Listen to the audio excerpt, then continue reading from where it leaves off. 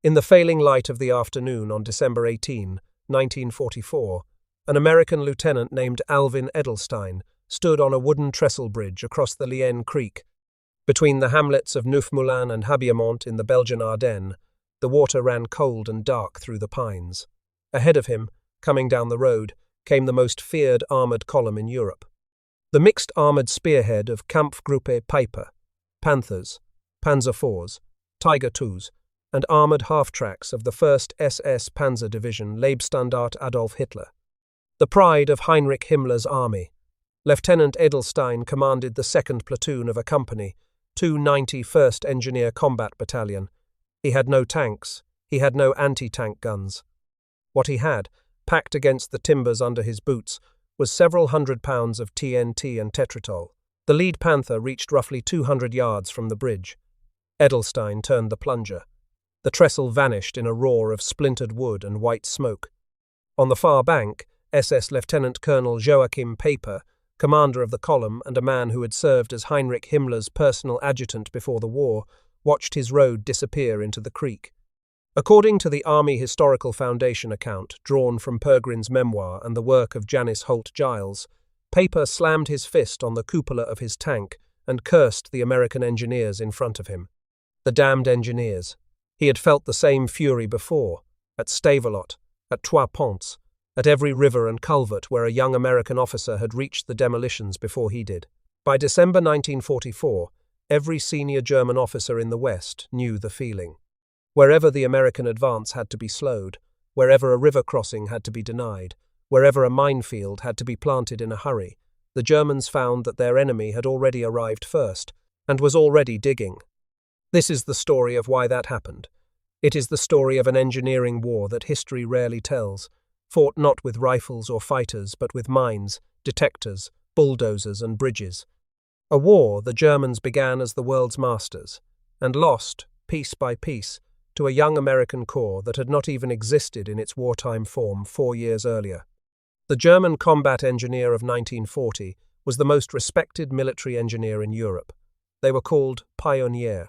They had taken the Belgian fortress at Eben-Emael by the morning of May 11, 1940, in roughly 30 hours of fighting that began with glider troops landing on the roof and shaped charges punching through the armoured cupolas. They had bridged the Meuse under fire at Sedan in the same campaign, building the pontoon spans that carried Guderian's panzers across the river and into the open country of northern France. Their training schools at Dessau-Rosslau and at Karlshorst in Berlin produced officers who studied bridge construction, demolition theory, and obstacle planning with the same seriousness that infantry officers studied the rifle. The German military engineering tradition went back to Frederick the Great, and by 1940 it had matured into a doctrine that the rest of the world copied. At the heart of that doctrine sat one weapon above all others, the Tellermine, the plate mine, a flat steel disc roughly 12.5 inches across, packed with 11 pounds of TNT, designed to blow the track off any tank that rolled over it. The first model, the Tellermine 35, was issued in 1935. It required between 200 and 400 pounds of pressure to detonate, depending on where the weight fell on the plate. Light enough that a tank would set it off, heavy enough that an infantryman would not. The design was so successful that the Germans built variants of it through the entire war. The Tellermine 42, the Tellermine 43, each simpler and faster to manufacture than the last. By the end of the war, German factories had produced over 3.5 million Tellermine 43s alone. The Tellermine had a feature that made American engineers fear it for the rest of the war. The pressure plate could be screwed down onto an arming pin. Once that pin sheared, any attempt to unscrew the plate would detonate the mine. American training manuals taught one absolute rule about Tellermines. Never, under any circumstances, remove the pressure plate in the field. You blew the mine in place, or you left it alone. Many American engineers learned that rule the hard way.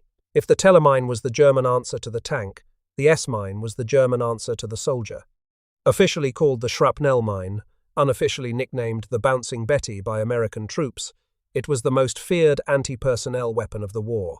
About 15 centimeters tall, packed with 360 steel ball bearings, or short steel rods around a TNT core. When the tripwire snapped, or the pressure prongs went down, A small black powder charge launched the mine 3 to 5 feet into the air. Then the main charge fired, scattering shrapnel horizontally in a lethal radius of about 20 meters and a wounding radius beyond 100. The Germans manufactured nearly 2 million of them between 1935 and 1945. American troops developed an entire mythology around it. One myth, dangerous and untrue, said that if you stayed standing on the trigger, the mine would not fire. The truth was that once the mechanism started, nothing on earth would stop it. The only correct response was to fall flat, instantly, and pray. There were others. The Regal Mine, 43, was a long bar mine, 80 centimeters in length, designed to almost guarantee that a tank track would catch its pressure plate somewhere along its run. The Germans built 3 million of them. The Glasmine 43 was a glass bowl filled with 200 grams of explosive, almost invisible to metal detectors, with about 11 million units manufactured in the last 2 years of the war, though most were still in stockpiles when the war ended. The Topfmine was made of compressed cardboard and tar, with a glass plug fuse, and German engineers identified their own minefields by sprinkling a sandy material called tarnsand on them. After the war, the Allies discovered that tarnsand was mildly radioactive. The German engineers were finding their own mines, with a Geiger counter-style detector called the Stuttgart 43. It was a brilliant solution to a problem the Americans never even tried to solve. By the spring of 1942, this German engineering machine was at its peak. It would never be that strong again. The decline began that summer, in the dust and heat of North Africa. Field Marshal Erwin Rommel was already a legend when he arrived to take command of Army Group B in early 1944. He had read the intelligence reports. He had seen the Atlantic Wall. He had walked the cliffs above the French beaches, and he was horrified. The propaganda spoke of an unbreakable fortress from Norway to Spain. The reality was a thin crust of concrete bunkers, half completed, manned by second-rate divisions, and protected by mine belts that existed mostly on paper. Rommel ordered the construction of a 6-mile-deep zone of mines, obstacles, and traps along the entire Channel coast. He calculated that the project required between 50 million and 100 million mines. Germany delivered, in the entire span of 1944 leading to D-Day, between 5 and 6 million mines for the whole of northern France. For the 50-kilometre front of the 352nd Infantry Division at Normandy, Rommel asked for 10 million mines. He received 10,000. The man who had once commanded the Afrika Korps stood at the cliffs of Pointe du Hoc and called the entire effort lunacy. The Atlantic Wall, he wrote in a private letter, was a figment of Hitler's cloud cuckoo land. By the time the Americans landed on June 6, 1944, the German Engineering Corps was building defences with one hand tied behind its back. While the Germans were running short of steel and skilled men, something extraordinary was happening on the other side of the Atlantic. In October 1941, 2 months before Pearl Harbor, an officer named Eugene Reybold was promoted to Chief of Engineers of the United States Army. He inherited a peacetime corps of about 7,000 men. By the time he stepped down in January 1946, that corps numbered roughly 600,000 soldiers, about 8% of the entire United States military.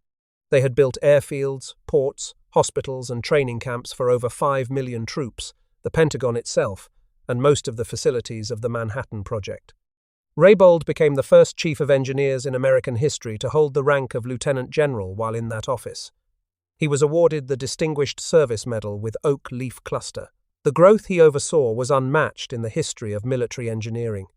The training of this enormous corps centered on a single base, Fort Belvoir, Virginia, on the Potomac River south of Washington. Originally called Camp A Humphreys, it had been activated in March 1941 as the Engineer Replacement Training Center. After Pearl Harbor, the demand for engineers became so enormous that the original 12-week training course was cut to 8 weeks. Recruits arrived by the thousands every week. By the end of the war, about 150,000 combat engineers had passed through Fort Belvoir alone. Another massive training center operated at Fort Leonard Wood in Missouri. A third grew at Camp Abbott in Oregon. The obstacle course that became standard in American basic training, the wall climbs, the rope swings, the low crawl under wire, was instituted at Fort Belvoir's Engineer Replacement Training Center under Lieutenant Colonel William Hoge, the same officer who, 3 years later as a brigadier general, would be standing at Remagen when his Combat Command B captured the Ludendorff Bridge. Recruits arrived knowing nothing. They left knowing how to lay a mine, clear a mine, build a footbridge across a small river, place a demolition charge, and fight as infantry if the situation demanded it. The American doctrine that emerged from these schools was different from the German doctrine in one fundamental way. Where the Germans built engineers to defend, the Americans built engineers to attack. Every manual, every field exercise, every piece of equipment was designed to answer one question. How do we get our men, our tanks, and our trucks across the obstacle in front of us faster than the enemy can stop us? The American engineers' mission was speed. Find the obstacle, mark it, breach it, and keep moving. The signature American tool of that mission was the SCR-625 mine detector, developed in September 1942, and rushed into service for the Operation Torch landings in Morocco that November. It consisted of a 6-foot exploring rod with an 18-inch wooden disc at the end, a haversack of dry cell batteries, a shoulder-mounted resonator, and a pair of headphones. The whole assembly weighed 7.5 pounds. When the disc passed over buried metal, the operator heard a tone in the headphones. Tens of thousands of SCR-625s were manufactured during the war. Every engineer combat battalion received them. Operators were trained to sweep at a steady pace, listening for the change in pitch that meant a Tellermine or a Riegel was waiting under their feet. The SCR-625 worked, right up until the moment the Germans stopped using metal in their mines. The Schu mine, 42, introduced that same year, was a hinged wooden box containing a 200-gram TNT charge and a single small metal striker. The only metal in the entire weapon was so small that the detector coil had to pass almost directly over it before producing a reading. In soils with high iron content, or in fields littered with bullet fragments and shell splinters, the SCR-625 became nearly useless. The American answer was to fall back on the simplest tool of all, the bayonet. American engineers crawled forward on their stomachs, prodding the earth at a low angle, inch by inch, until the steel tip met the resistance of a buried object. Then they uncovered the mine by hand and disposed of it. The pace of advance for an engineer platoon clearing a Schu minefield could fall to a few yards an hour. In the rain, in the snow, under sniper fire, that pace cost lives every day. The Americans had another tool, one that solved a different problem, the Bangalore torpedo. 5-foot aluminum tubes, each loaded with 9 pounds of explosive, that could be screwed end to end and pushed through a wire entanglement or an anti-personnel minefield. When detonated, the chain of tubes blew a path roughly a metre wide. The Bangalore was the answer to the question of how an infantry company crossed a beach obstacle or breached a wire belt without losing half its strength to S-mines. Over 3.25 million sections were produced during the war. They went ashore at Sicily, at Salerno, at Anzio, and on the morning of June 6, they went ashore at Omaha Beach. The first great engineering battle of the war for American forces was not a victory, it was a disaster. Kasserine Pass, in Tunisia, on February 20, 1943. Defending the pass was a mixed force called Task Force Stark. At its center stood the 19th Engineer Combat Regiment under Colonel Anderson T.W. Moore, 1,200 men, trained primarily as construction troops, who had spent the previous 6 weeks building roads in Tunisia. Their mines arrived so late that some belts were laid on the surface, with minimal cover, the night before the attack. When the 5th Bersaglieri Regiment of the Italian Centauro Division and elements of the 10th Panzer Division came through the pass on February 20, the 19th Engineers fought as infantry. They were overrun. The regiment was effectively destroyed. But Kasserine became the case study from which the entire American Engineer Corps reformed. The lessons were brutal and clear. Combat engineers had to be trained as infantry first. Mines had to arrive on time. Minefields had to be laid in patterns that supported a coherent defensive plan, not scattered in panic. Within months, every engineer combat battalion in the American Army was training to fight, build, and breach interchangeably. The men who would later climb the cliffs at Pointe du Hoc, who would breach the obstacle belts on Omaha Beach, who would hold the bridges at Trois Ponts and Habillement, were trained on the lessons learned in the dust at Kasserine. By the autumn of 1943, that training was being put to a different kind of test. In Italy, the 36th Engineer Combat Regiment, the the Seahorse-patched amphibious unit activated at Plattsburgh Barracks in 1941, was conducting its third amphibious assault, French Morocco, Sicily, Naples. Then, on January 22, 1944, Anzio. 2 weeks after the landing, the Germans counterattacked in force. The 36th Engineers were pulled out of their construction work and committed as infantry along the Moleta River. They held a 7-mile front for nearly 50 days. Out of roughly 2,100 men, more than 400 were killed or wounded, with hundreds more hospitalized for exposure and exhaustion. 16% casualties for a unit that had been training engineers, not riflemen. The Germans gave them a nickname, the Little Seahorse Division. It was at Anzio that American engineers issued the first systematic minefield records of the European War. Every anti-tank and anti-personnel field was numbered, drawn on a corps map, and tracked. After February 10, 1944, VI Corps mandated that anti-personnel mines be placed forward of friendly wire and anti-tank mines behind the final protective line. It was a doctrine the Germans had been using since 1939. The Americans had finally caught up. In the same campaign, engineer combat battalions across the beachhead planted mines at a pace none of them had been trained for. Single platoons could lay several thousand anti-tank mines in a day's hard work. The American engineer was no longer just a clearer of mines. He was a layer of them.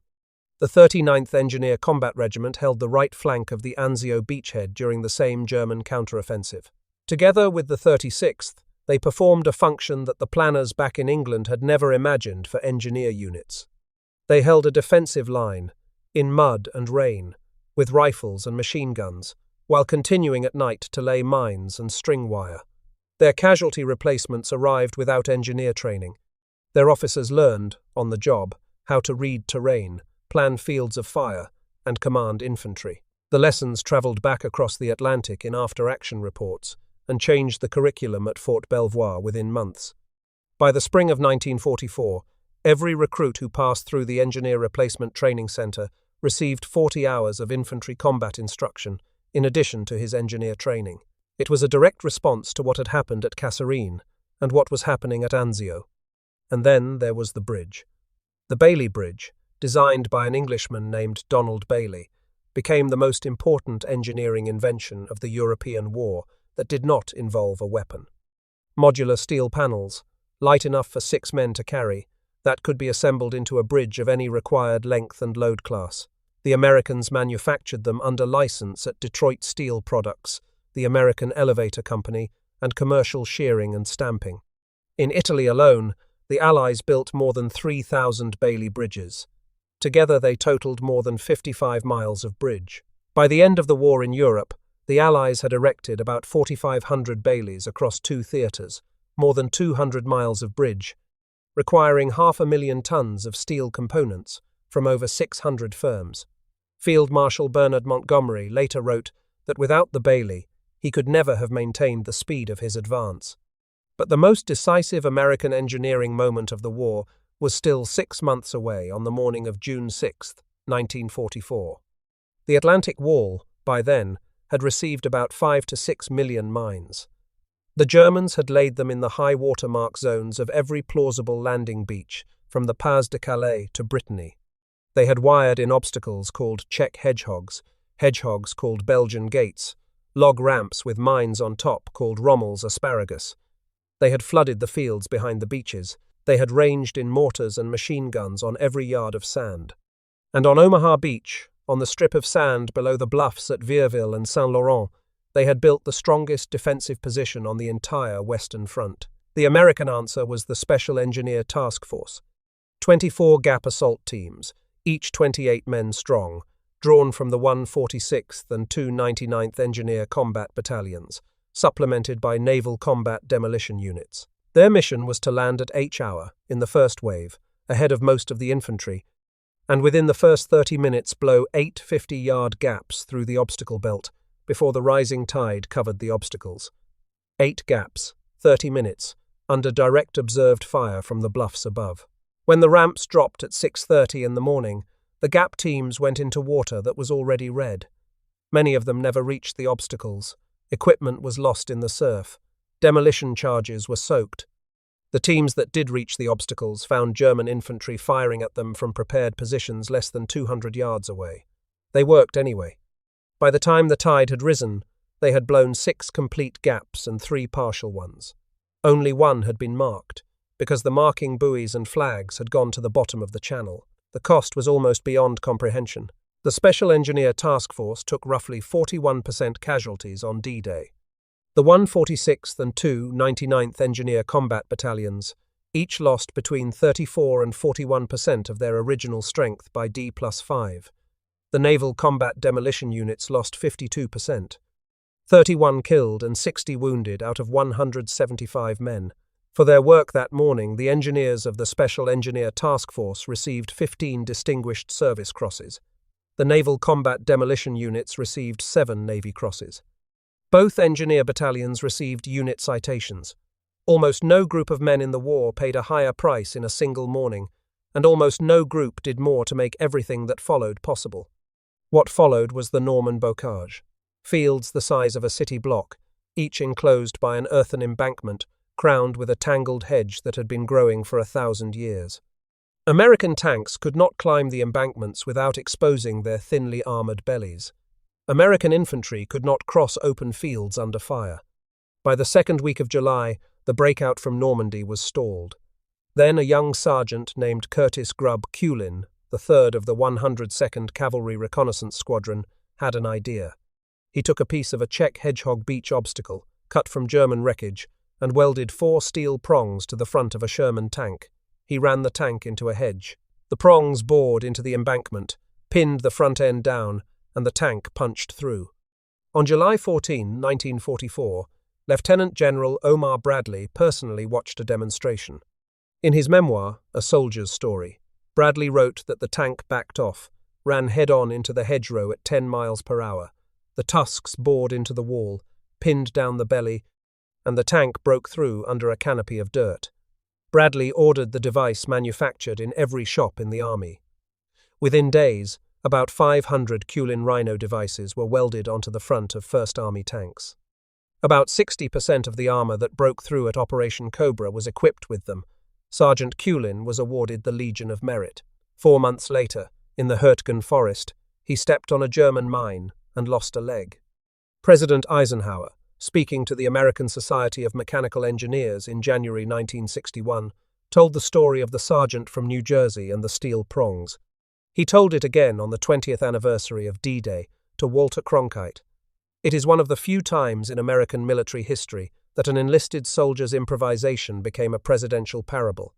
The forest where Culin lost his leg deserves its own chapter.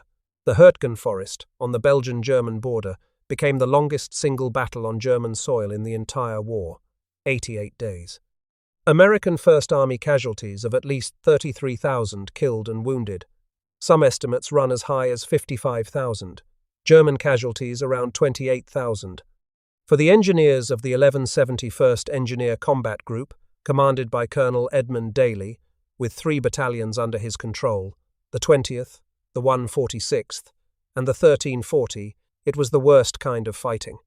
The Germans had laid Schu mines and bouncing betties by the thousands among the pines, and the freezing rain had stripped the iron content of the soil so completely that even the SCR 625 was almost useless. American engineers crawled through the duff with bayonets, finding mines by feel. Between November 5 and November 10, 1944, the 1340th Engineer Combat Battalion was committed as infantry to recapture the village of Vossenac.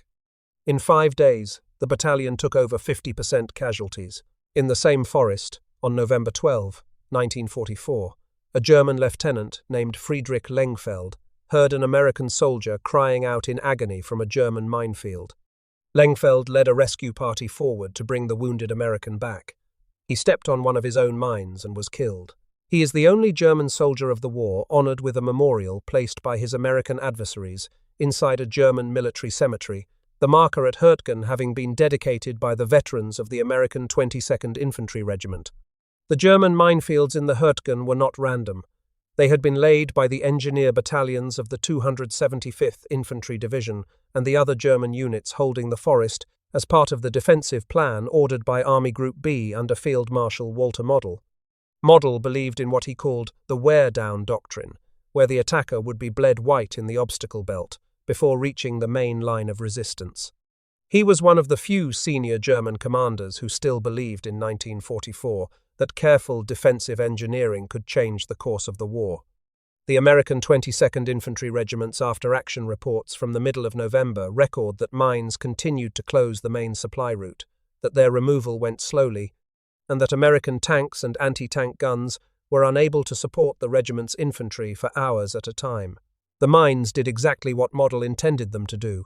The American army still won the forest, but the price was a generation of casualties that the survivors carried for the rest of their lives. By December 1944, the Hurtgen had bled the American army, and then the Germans launched their last great counter-offensive, the Battle of the Bulge. The 291st Engineer Combat Battalion, commanded by Lieutenant Colonel David Pergrin, was 27 years old when the Bulge began. Pergrin himself was a Penn State man, ROTC class of 1940, and his battalion had landed at Omaha on June 24, 1944. By September 17, they were in Belgium, building bridges in towns most Americans had never heard of, Ber-le-Dang, Salm-Château, Trois-Ponts. On December 17, 1944, the day after the German offensive began, elements of the 291st were quartered in the Belgian town of Malmedy, when survivors of an SS massacre at the nearby Bagnères crossroads stumbled into their lines. Pergrin himself was among the first American officers to receive them. He sent the report up the chain. 86 unarmed American prisoners had been machine-gunned by Kampfgruppe Peiper in a snow-covered field. On January 14, 1945, when the Americans recaptured Bagnères, Charlie Company of the 291st returned to the field and recovered 86 frozen bodies from the snow. The day after the Malmedy massacre, Peiper's column came roaring southwest, trying to reach the Meuse River and split the American front. It met the engineers at Trois-Ponts and then at Habillemont, and there the offensive stalled. At Trois-Ponts on the morning of December 18, around 11:45, the engineers of the 51st Engineer Combat Battalion under Major Robert Yates blew the bridge over the Amblev as Peiper's lead Panthers came into visual range. A few hours later and a few miles down the road, Lieutenant Edelstein blew the trestle at the Lienne.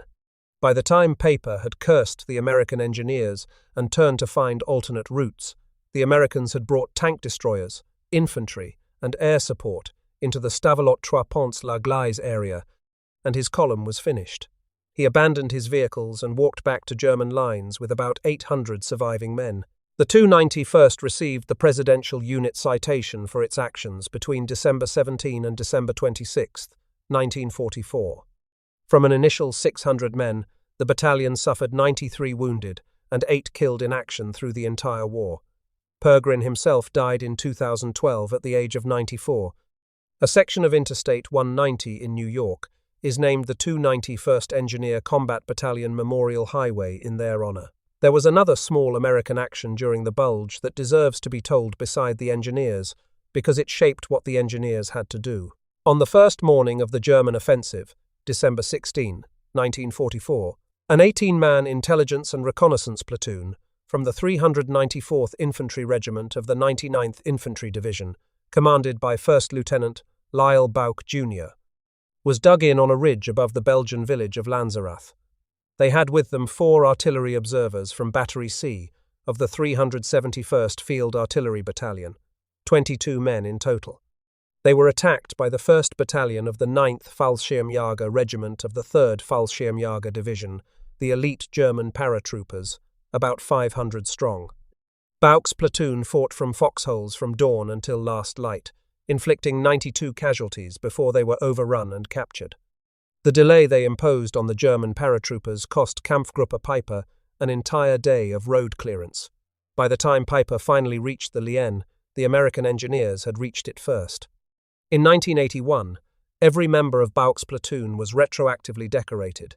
They became, by that single afternoon, the most decorated American unit of its size in the entire war. The Bulge was supposed to be the final German offensive. After it broke, the war became one long American advance to the Rhine. And here, the engineering gap between the two armies became impossible to ignore. By February 1945, German engineers had been retreating and demolishing for 9 months. Skilled men had been killed. Materials had run out. The mines they laid in their retreat were unmarked, scattered, often buried in haste. The bridges they blew behind them were destroyed by men who had once been the world's best demolition engineers but who were now exhausted, undertrained Volkssturm replacements. In contrast, the American engineers who pursued them were better equipped, better supplied, and better trained than they had ever been. They had Bailey panels by the truckload. They had M2 treadway bridge sections by the kilometre. They had bulldozers in every battalion, and they had air support overhead. The Rhine was supposed to be the last great German barrier. It was instead the stage for the greatest engineering performance of the American War. On March 7th, 1945, Combat Command B of the 9th Armored Division, under Brigadier General William Hogue, came over a ridge and saw something that no Allied commander had dared to imagine. A railway bridge across the Rhine, still standing. The Ludendorff Bridge at Remagen. The Germans had wired it with about 6,200 pounds of civilian-grade explosives, but the main charge had partially failed. Lieutenant Karl Timmermann, a German-born American officer commanding a company of the 27th Armored Infantry Battalion, was given the order: get into the town, get through it, reach the bridge, and cross. Sergeant Alexander Drabik of his company sprinted the full 1,000-foot span and became the first American soldier on the east bank of the Rhine since Napoleon. Lieutenant Hugh Mott of B Company, 9th Armored Engineer Battalion, climbed onto the structure under fire and cut the demolition wires while his men threw the German charges into the river below. Drabik received the Distinguished Service Cross. So did Mott. Then the engineers got to work. The Ludendorff Bridge could not carry the full weight of the American advance, and everyone knew it would eventually collapse. The 291st Engineer Combat Battalion, the same unit that had stopped Peiper at Habiemont, began constructing the first Allied tactical bridge across the Rhine at 10:30 on the morning of March 9. A Class 40 M2 steel treadway, 1,032 feet long. The bridge opened to traffic at 5:10 in the morning of March 11, 32 hours of construction. 2 miles upstream, between the villages of Kripp and Linz, the 51st Engineer Combat Battalion under Lieutenant Colonel Harvey Fraser built a 969-foot reinforced heavy pontoon bridge in 27 hours, the fastest floating bridge built under fire in the entire war. A few miles further on, the 254th Engineer Combat Battalion under Lieutenant Colonel Loren Jenkins built a 1,368-foot tactical bridge at Hurtgen in 12 hours. The Germans threw everything at the Remagen bridges. 11 V2 rockets, the only time those weapons were used against a tactical target, and the only time on German soil. 600mm Karl Gereit siege mortars, Arado 234 jet bombers. A team of 7 SS frogmen led by men trained under Otto Skorzeny, equipped with Italian rebreather gear, who tried to swim down the Rhine and place charges on the supports. They were intercepted in pitch darkness by the 738th Tank Battalion, equipped with 13 million candle-power searchlights, so secret that most American officers had never been told they existed. The Ludendorff Bridge itself collapsed at 3 in the afternoon on March 17, killing roughly 30 American engineers and wounding many more. By that time, the 291st Treadway, the 51st Pontoon, and a Bailey Bridge built alongside them were all carrying traffic. 6 American divisions and 25,000 troops had crossed, but Remagen was not the only Rhine crossing. On March 22, 1945, 2 days before Field Marshal Montgomery's massive set-piece operation in the north, General George Patton ordered the Third Army across the Rhine at Oppenheim. He crossed at 2200 hours that night with almost no preparation and almost no fanfare. Casualties for the entire crossing were fewer than 3 dozen men. The next morning, Patton wired Supreme Headquarters and informed them, in language his diary preserved, that he had personally relieved himself into the Rhine River. The first pontoon bridge at the Oppenheim and Nierstein crossing was thrown across by the 249th Engineer Combat Battalion of the 1137th Engineer Group in roughly 18 hours, beginning the evening of the assault. Behind them came the heavy pontoon battalions and general service regiments that Patton called his fighting bridge builders, including the 1303rd Engineer General Service Regiment, whose company diaries became one of the most detailed records of any American engineer unit of the war. In the north, on March 24, in support of Operation Plunder, Companies E and C of the 17th Armored Engineer Battalion, with the support of 25 trucks of the Red Ball Express bringing pneumatic floats from rear depots, built an 1,152-foot M2 treadway bridge across the Rhine south of Wesel in 6 hours and 15 minutes. The Baltimore Sun reported it as the longest treadway pontoon bridge ever built, completed in 9 hours under fire. A few miles north, the Royal Canadian Engineers 30th, 29th, and 31st Field Companies began work on the longest Bailey Bridge of the war, 1,814 feet long. They named it Blackfriars Bridge. They opened it to traffic at noon on March 28, 2 days after they started. The arithmetic of what the American engineers accomplished is almost impossible to take in. 4,500 Bailey bridges across the Allied front, more than 3,000 of them in Italy alone. Tens of thousands of SCR 625 mine detectors, 3.25 million Bangalore torpedo sections, 23,358 Higgins boats, the small wooden landing craft that carried the troops who carried the engineers. The historian Stephen Ambrose recounted in later interviews that Eisenhower had told him Andrew Higgins was the man who won the war for the Allies. Without those landing craft, Eisenhower told Ambrose, the strategy of the war would have been entirely different. The Germans, by contrast, had been forced into substitution after substitution, wood for steel in the Schu mine, glass for steel in the Glasmine 43, cardboard and tar in the Topfmine.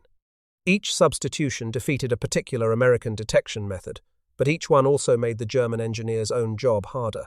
Glass mines cracked in transit, cardboard mines rotted in damp soil. Hasty, unmarked retreat fields were a tactical asset against the advancing Americans, but they were a strategic catastrophe because they forfeited the disciplined German tradition of the Minenplan, the careful map of every minefield. The German engineer had once been a master of measured, patient, defensive construction. By 1945, he was a man scattering inferior weapons in the path of an advance he could not stop. When the war ended, the bill for German mine warfare came due. In Denmark, between May and September 1945, German prisoners working under Danish supervision and overall British command, with Major Stanley Holland of the Royal Artillery as the senior Allied officer in charge, cleared 1,389,281 mines from the Danish coast. 149 of them were killed and 332 wounded in the process, about 20% of the workforce. The Danish-German film Land of Mine, released in 2015, dramatized the operation. In the Netherlands, the Draeger Brigade, named for its German commanding officer Lieutenant Colonel Rudolf Draeger and made up of about 3,300 Wehrmacht engineers, cleared more than 1,079,000 mines by the end of 1945, and well over 1 million more by the operation's close in 1947. In Norway, around 5,000 German prisoners were sent into the minefields under British command. The original German contracts had specified that prisoners not be used for mine clearance under the 1928 Geneva Convention. Those protests were overruled. By the late summer of 1945, several hundred had been killed and many more wounded. In France, an estimated 49,000 German prisoners worked in mine clearance from 1945 to 1947. Roughly 1,800 of them died. Mines from the war are still being found today. In the Eifel National Park in western Germany, on the grounds of the former Vogelsang training area, ordnance disposal teams continue to clear Glasmine 43s that were laid more than 80 years ago. The German Mine Sweeping Administration, established on June 21, 1945, with 27,000 former Kriegsmarine personnel and roughly 300 vessels, swept the more than 600,000 naval mines that Germany had laid in the North Sea and Baltic. It was disbanded only in January 1948. The American legacy was different in character, but no less enduring. The engineer school, headquartered at Fort Belvoir during the war, transferred to Fort Leonard Wood, Missouri, in 1988. The United States Army Engineer Museum is there today, with a Tellermine, a Schu mine, an SCR 625, and a Bangalore torpedo on permanent display. The 299th Engineer Combat Battalion is honored by a memorial on the bluffs above Omaha Beach. The Wartime Field Manual on Landmines, FM 531, has descended through FM 2032 and FM 5250 into the modern Joint Doctrine on countermine operations. Every M58 line charge, every mine-clearing line charge, every anti-personnel obstacle breaching system in use by the United States military today is the lineal descendant of the Bangalore plus bayonet plus bulldozer combined arms approach perfected in the Bocage and the Hurtgen and at the space. Rhine. There is a particular kind of honor in remembering an engineer. They do not get the parades that the infantry get. They do not get the films that the bomber crews get. The work they did was often invisible, often anonymous, often performed at night and under fire by men whose names appear in no popular history. But they were the men who made every infantry assault possible, every armor breakthrough achievable, every river crossing real. When Sergeant Drabik ran across the Ludendorff Bridge, when Lieutenant Edelstein dropped the trestle at Habiamont, when Sergeant Culin welded the prongs onto a Sherman tank, when the gap teams of the 146th and 299th waded into the surf at Omaha, they were doing the work that allowed everyone else's war to happen. Without them, none of the rest of it would have moved. The German engineer of 1940 was the best in the world. The American engineer of 1945 was the best the world had ever seen. The change came not because German engineers stopped being skilled, but because the conditions of the war shifted underneath them. The German Pioniere were asked to defend a continent with shrinking resources, dying instructors, and improvised materials. The American Corps of Engineers was asked to advance across that continent with the full weight of American industry behind it. Defense rewards patience, thoroughness, and time. The Germans had less of all three with every passing month. Offense rewards speed, improvisation, and supply. The Americans had more of all three with every passing month. What Hurtgen Peiper saw at Habiamont on December 18, 1944, was not just a single bridge collapsing into a Belgian creek. He was watching, in miniature, the entire engineering war of the Western Front. A young American lieutenant, trained 8 weeks at Fort Belvoir or Fort Leonard Wood, supplied with ample explosives by a logistics chain that stretched back to a factory in the United States, supported by a doctrine that valued the lieutenant's own initiative, doing in 20 seconds what a German engineering corps with all its tradition and skill could not undo in 5 months. The damned engineers. The phrase has come down to us through the memoirs of the Americans who survived that day, through the post-war interrogations of German officers, and through the work of historians like Janice Holt Giles, who titled her 1970 account of the 291st by exactly that phrase. Whether or not any single quotation is verbatim, the sentiment is exact.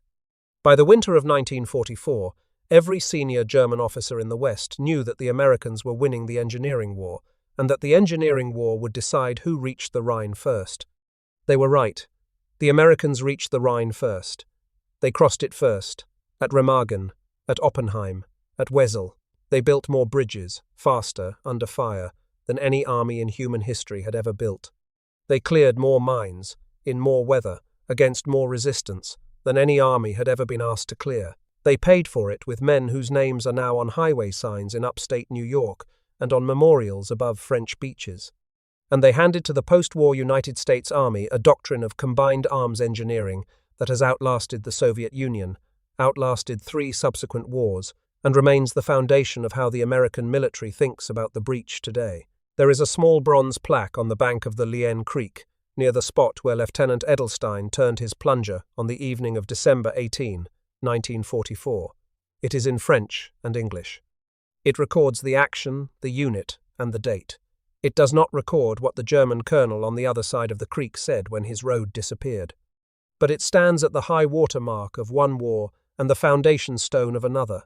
The American combat engineer of 1945, with his bayonet, his bulldozer, his Bangalore, and his Bailey panels, walked off the battlefields of Europe and into the doctrine of every army that has tried to break a defended position since. That is the legacy. That is the answer to the question of why the Americans kept winning the minefield. They did not just clear the mines. They built a way of fighting in which clearing the mines was the beginning, not the end. The damned, magnificent engineers.